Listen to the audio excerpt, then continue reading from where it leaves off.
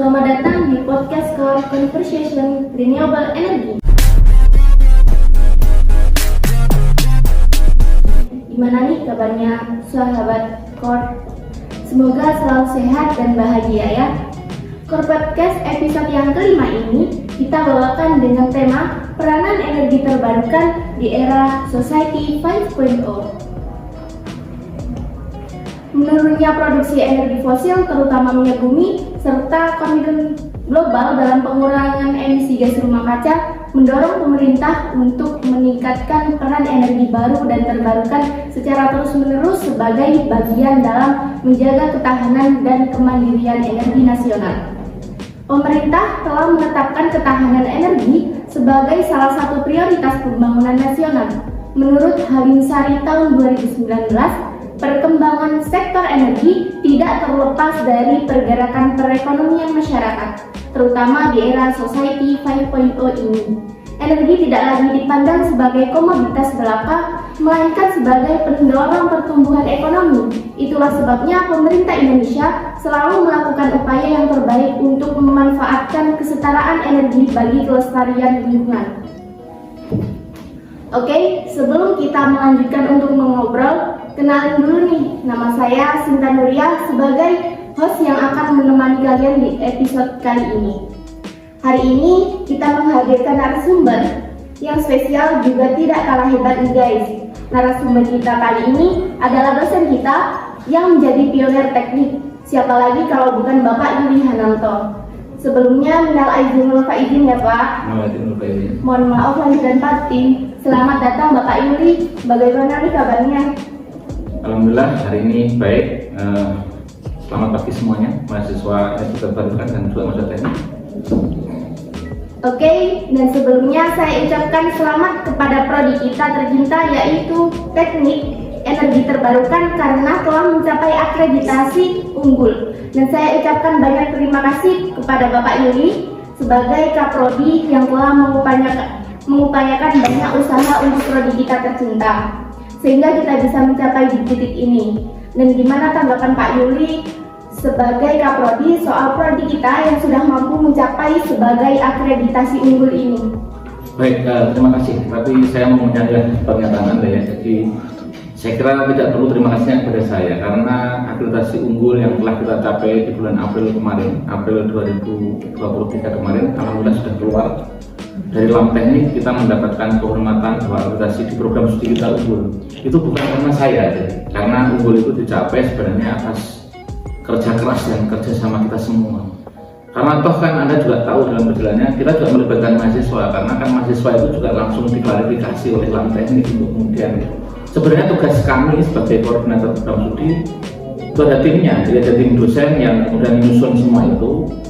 Dan selain tim dosen, kita juga bekerja sama dengan seluruh dosen di teknik energi terbarukan. Kita juga terus terang juga minta pertolongan dari program studi lain yang sudah melakukan akreditasi. Artinya ini bukan kerja saya ya, ini adalah kerja keras dari kita semua. Jadi selain dosen juga ternyata termasuk mitra kita dalam hal ini adalah dari DUDI, Dunia Usaha Dunia Industri atau IDUKA. Jadi mitra kita itu kan kita juga bekerjasama dengan industri sebagai stakeholder, sebagai nanti pengguna Anda.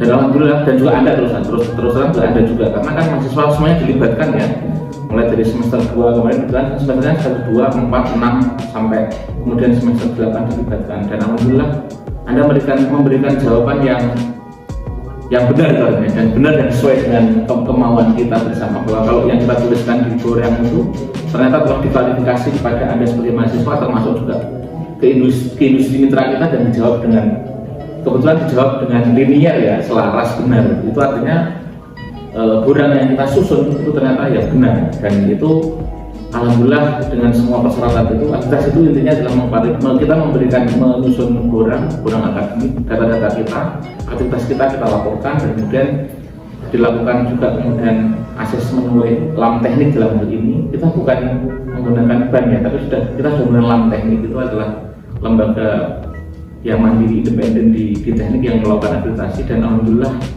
saya ucapkan terima kasih juga kepada Anda semua karena mahasiswa juga berperan luar biasa memberikan jawaban yang benar.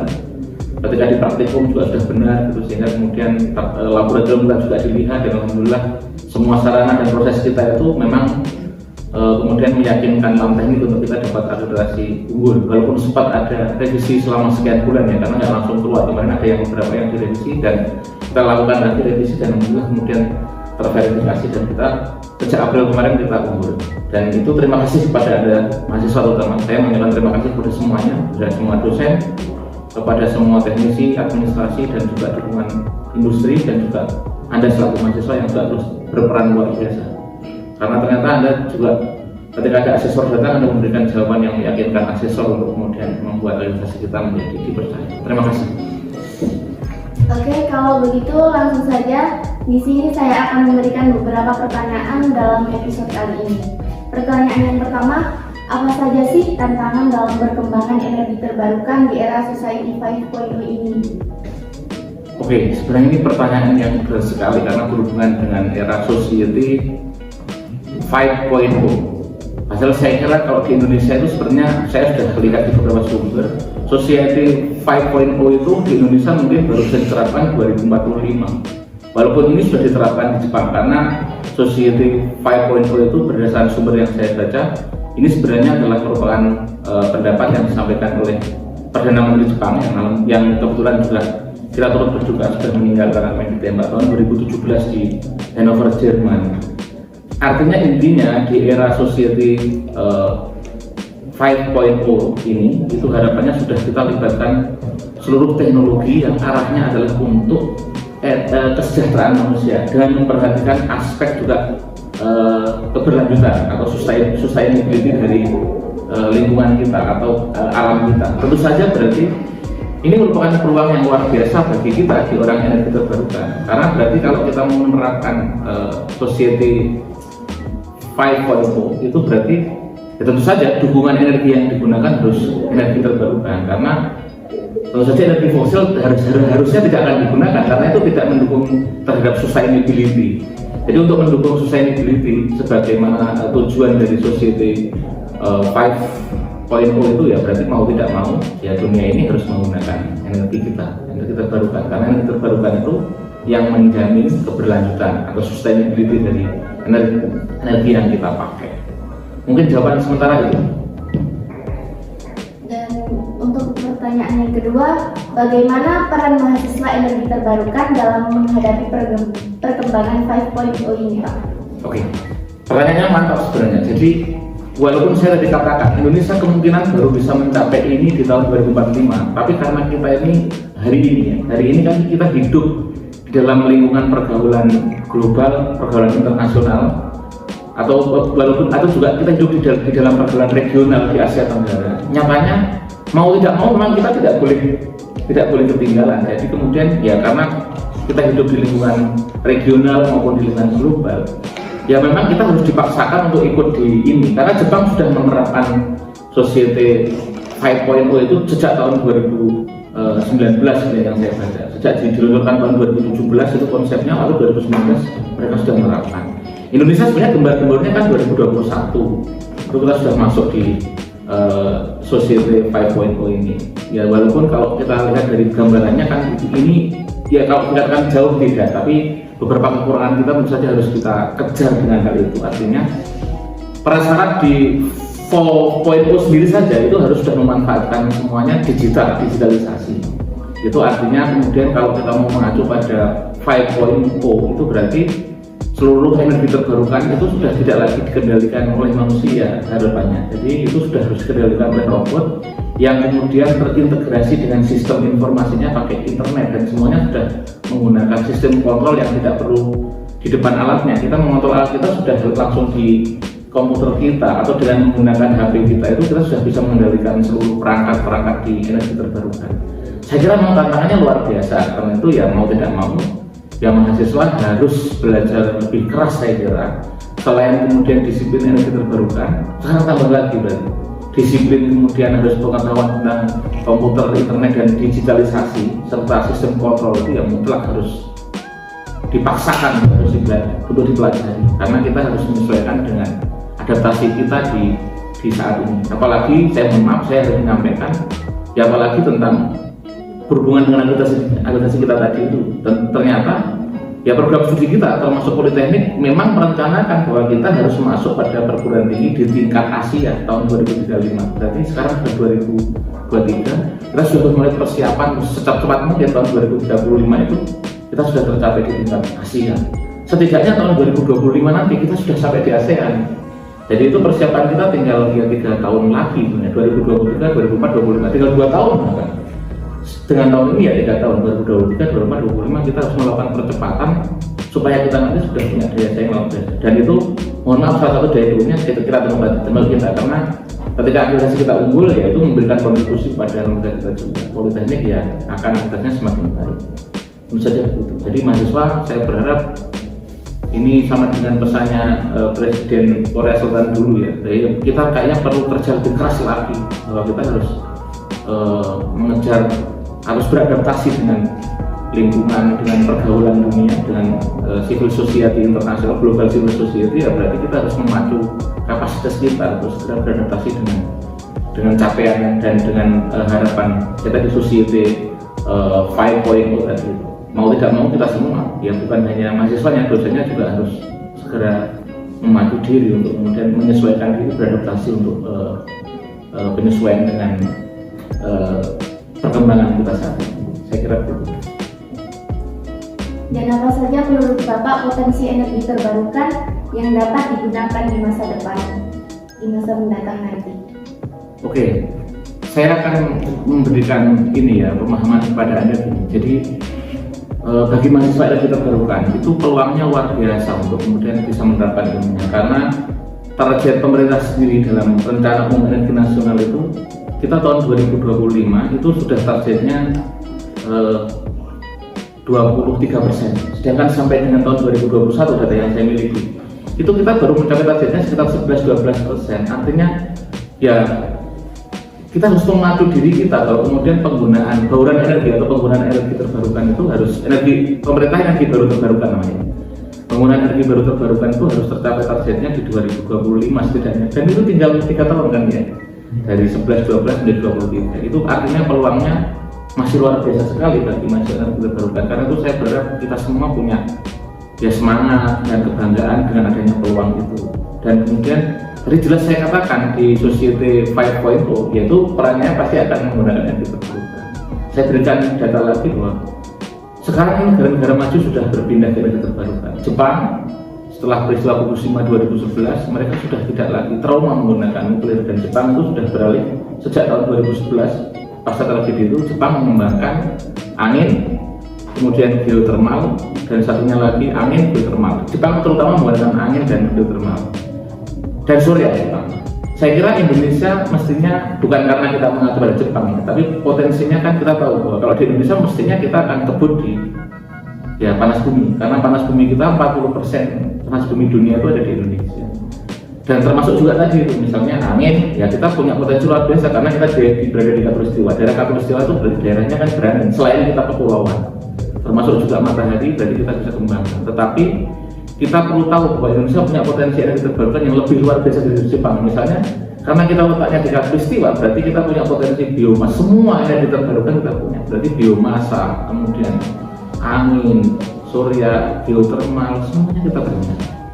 Dan itu berarti menjadi peluang yang luar biasa bagi kita. Untuk itu kita ambil dan kita sambut. Ya, kita sambut dan ya kita ambil. Karena kita mempunyai peluang yang luar biasa di bidang energi terbarukan. Karena ya letak geografis kita, letak geografis dan ya letak Indonesia ini. Dan kebetulan pasti kita ini menjadi sebenarnya ya negara tujuan, karena biomasa misalnya yang punya kita, biomasa itu yang punya kita. Biomasa itu peluangnya di Indonesia. Ya walaupun semua tadi ternyata ya kita punya peluang geothermal. Angin masih sangat kurang kita manfaatkan, karena di Indonesia angin kan setahu saya masih kita yang memanfaatkan dalam skala besar itu yang di Sulawesi, yang di Sidrap itu, yang turbin angin yang besar itu, tapi belum dikembangkan. Kemudian juga regulasi surya kita masih sering terbentur. Sekarang ini sudah banyak sekali, dan alhamdulillah sekarang panel surya sudah murah sekarang harganya dibandingkan dengan 10 tahun yang lalu. Tapi ternyata kan penggunaan untuk mensubstitusi PLN dari panel surya di Indonesia kayaknya terutama di wilayah Jawa Timur masih agak berat, walaupun di Jakarta sudah mudah.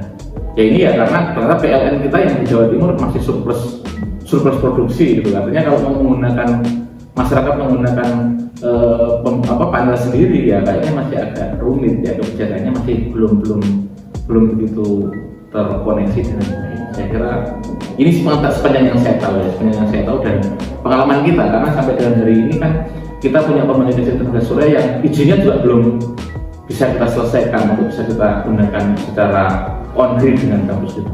Anda tahu kan ya, kita punya TEPA, rintisan TEPA yang di lantai atas itu kita punya pembangkit listrik tenaga surya, dan sampai dengan hari ini belum bisa kita on gridkan dengan PLN karena ya urusan izinnya masih belum kita selesaikan, belum bisa kita selesaikan.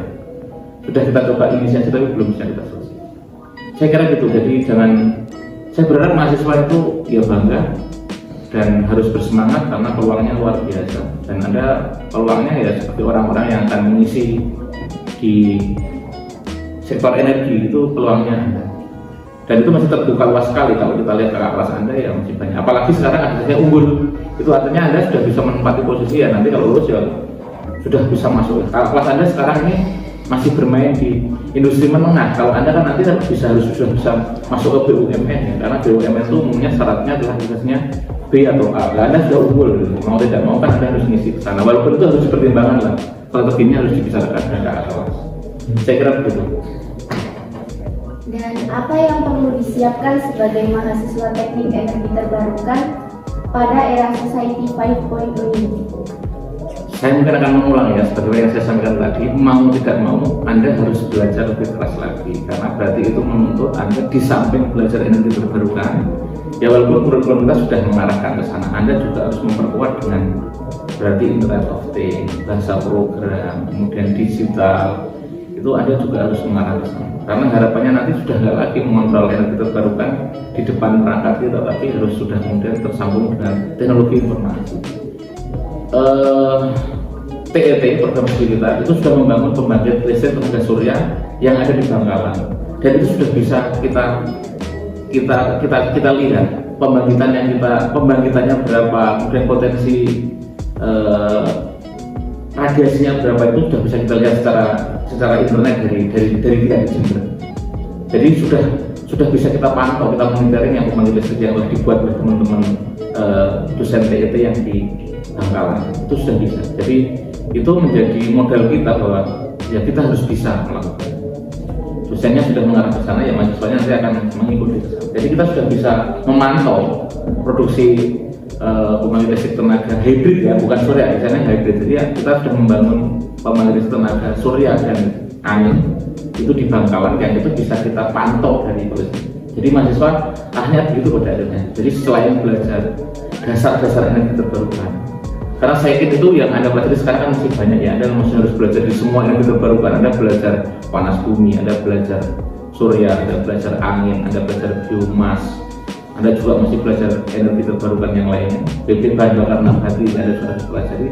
Tapi juga Anda harus bertambah untuk nanti belajar tentang ya informasi teknologi, karena untuk kemudian menghubungkan antara energi terbarukan dan informasi teknologi itu ya berarti kita harus sebenarnya mau tidak mau ya kita harus belajar lagi ke Internet of Things.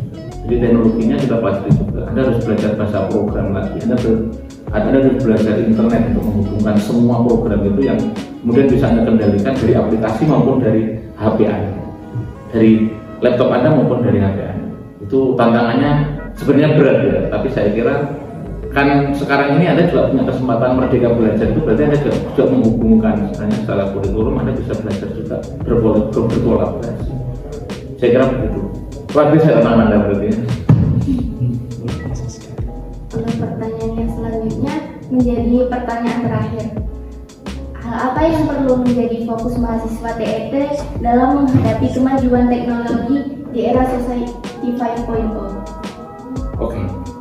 Saya kira fokusnya tentu harus belajar dan belajar ya. Jadi Poltek sarannya saya kira sudah, kalau aktivitas kita unggul itu berarti sarannya kita ya tidak bisa dikatakan sedikit, sarannya kita sudah cukup memadai. Tetapi titik fokusnya berarti adalah semangat, kemauan untuk belajar, dan itu lagi ditambah lagi tadi. Berarti sekarang kan soft skill Anda sangat penting sekali, karena kan Anda tentu harus berkolaborasi untuk belajar tentang teknologi ini, juga belajar dengan teman-teman di teknologi informasi pada. Walaupun di kurikulum kita kan sudah ada juga, bahwa kemudian kita sudah belajar juga beberapa hal yang berhubungan dengan kemudian referensi digital, kan semuanya sudah diajarkan juga di dalam kurikulum kita.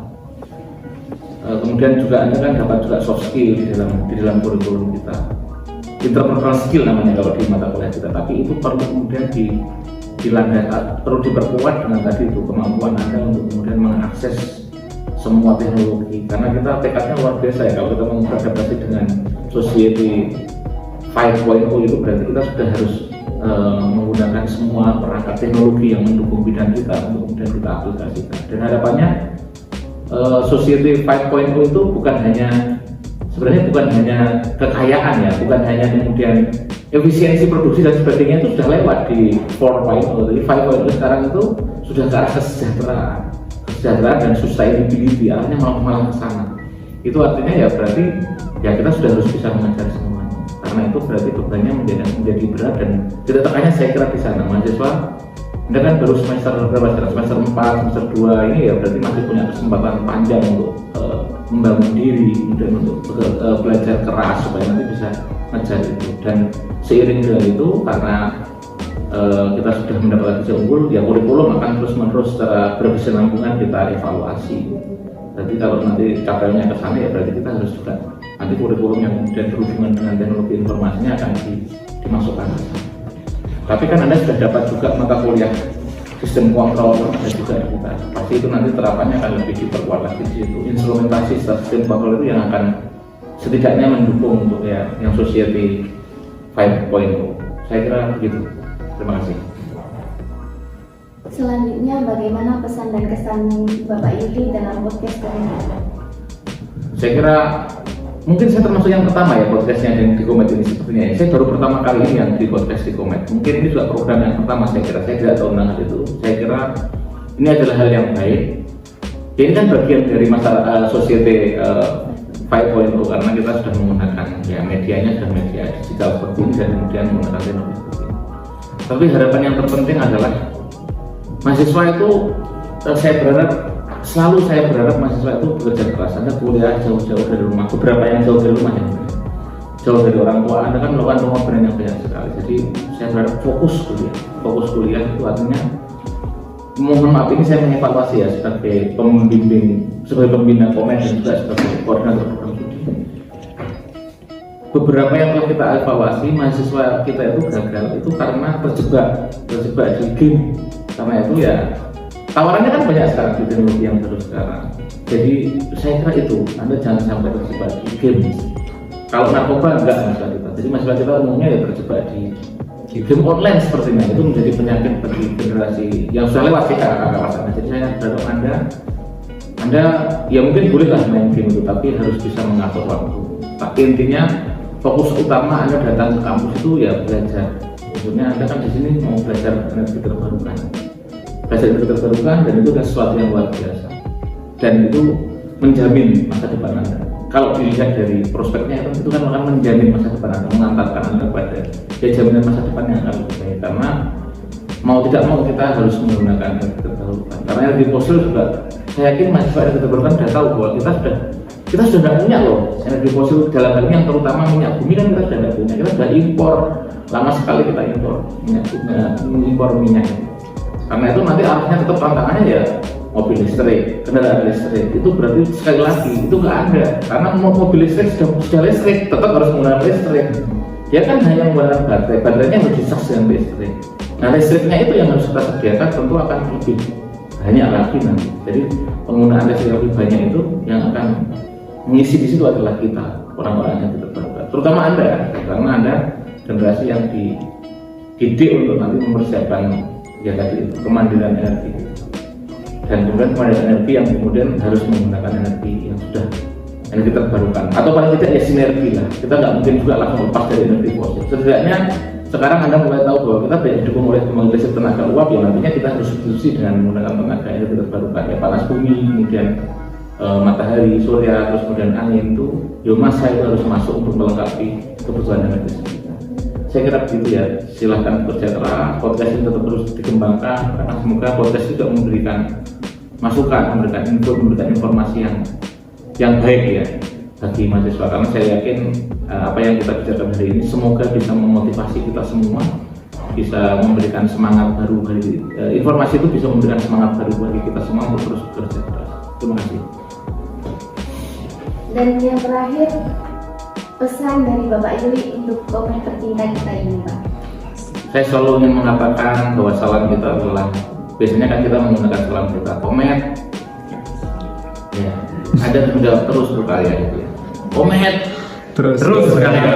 Biasa. Jadi semangat kita adalah kita itu harus terus berkarya. Jadi jangan bosan-bosan, jangan pernah putus asa dan jangan pernah menyerah, karena tantangan yang harus kita hadapi itu berarti harus kita hadapi, challenge itu harus kita hadapi, challenge itu harus, problem kita harus kita selesaikan, kita harus mampu menyelesaikan, kita harus menjadi mampu memiliki solusi untuk menyelesaikan permasalahan kita. Jadi saya berharap teman-teman mahasiswa, terutama mahasiswa yang terbarukan itu tetap menjaga spirit ya, terutama yang masih semester 2 itu spiritnya harus sangat diperkuat lagi. Semoga pandemi sudah berlalu, jadi semoga tidak terjadi apa-apa sehingga kita sudah bisa kuliah online dan kemudian semangatnya luar biasa. Tapi tidak kalah dengan itu, bagi mahasiswa yang semester tua juga penting itu spirit.